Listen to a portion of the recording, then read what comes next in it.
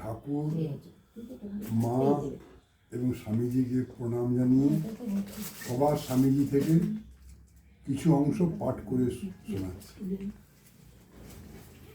কোনো কিছু ভেঙো না, এইটি হচ্ছে টাইটেল। সেই জন্য সেখান থেকে উনি ব্যাখ্যা করছেন, উনি কিছু নষ্ট করো না। ধ্বংসবাদী সংস্কারকরা জগতের কোনো উপকারই করতে পারে না। কোনো কিছু একেবারে ভেঙো না, একেবারে ধূলিসাৎ করো না, বরং গঠন করো। যদি পারো সাহায্য করো, যদি না পারো হাত গুটিয়ে চুপ করে দাঁড়িয়ে থাকো এবং যেমন চলছে চলতে দাও। যদি সাহায্য করতে না পারো অনিষ্ট করো না।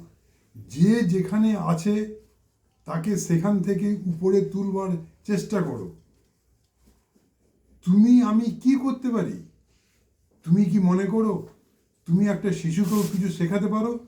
পারো না। শিশু নিজেই শিক্ষা লাভ করে। তারপরের টাইটেল হচ্ছে হে ভারতের শ্রমজীবী।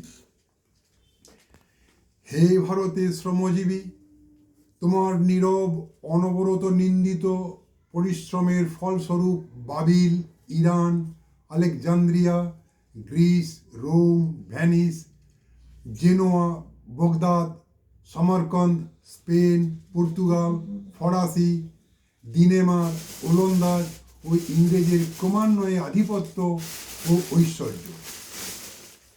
আর তুমি কে ভাবে এ কথা?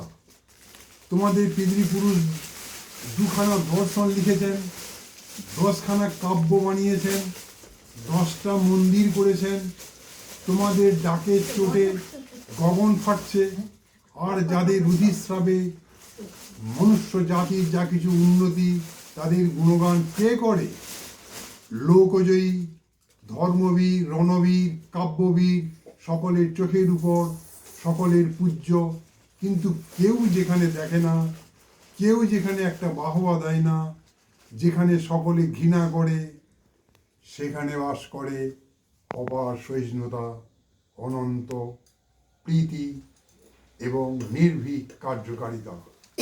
আমাদের গরিবরা ঘন দুয়ারে দিন রাত যে মুখ বুজে কর্তব্য করে যাচ্ছে, তাতে কি বীরত্ব নাই?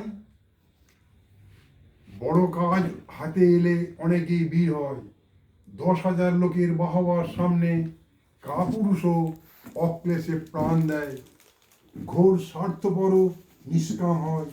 কিন্তু অতি ক্ষুদ্র কার্যে সকলের অজান্তেও যিনি সেই নিঃস্বার্থতা, কর্তব্যপরায়ণতা দেখান, তিনিই ধন্য।